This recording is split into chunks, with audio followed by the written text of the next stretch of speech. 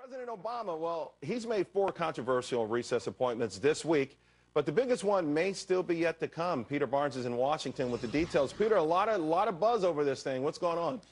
Yeah, Charles, that's right. In particular, the recess appointment of Richard Cordray to the Consumer Financial Protection Bureau this week has ginned up speculation that the president could make another big recess appointment that could provide more help for the mortgage market. Washington analyst Jarrett Seaberg of Guggenheim Securities says the president could replace Edward DeMarco, the acting head of the Federal Housing Finance Administration.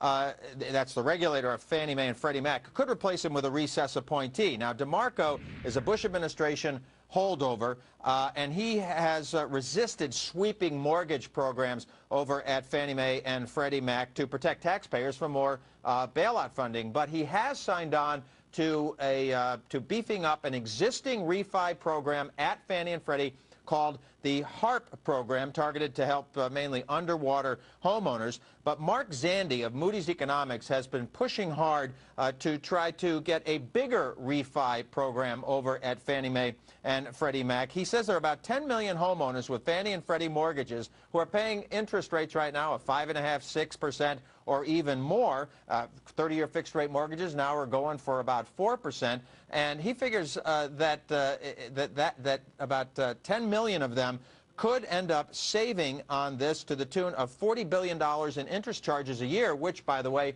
also could provide a little boost for the economy. Zandi says, watch to see if the HARP program takes off first.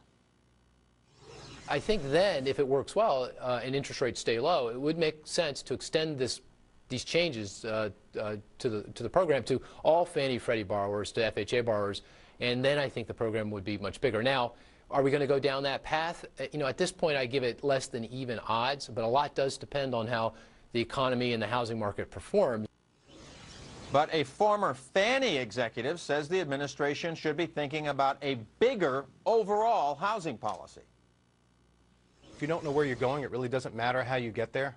I think that these things are kind of nibbling on the edges, but we're not dealing with the fundamental problem, which is a demand problem, not necessarily an affordability problem.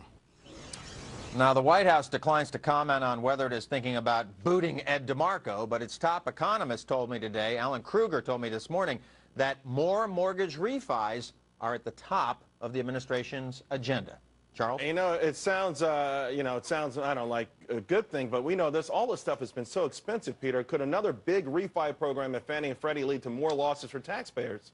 Well, if homeowners save $40 billion with some big refi program, somebody loses $40 billion in interest income, right? Well, so Fannie Mae and Freddie Mac could lose some of that interest income, and that might trigger perhaps more taxpayer bailout funding for Fannie and Freddie. So Zandi and others who support this say, got to tailor any big program like this with maybe higher fees from Fannie and Freddie to make sure that the taxpayers are not on the hook. Yeah, okay. I heard that one before. Thanks a lot, Peter Barnes. We appreciate it.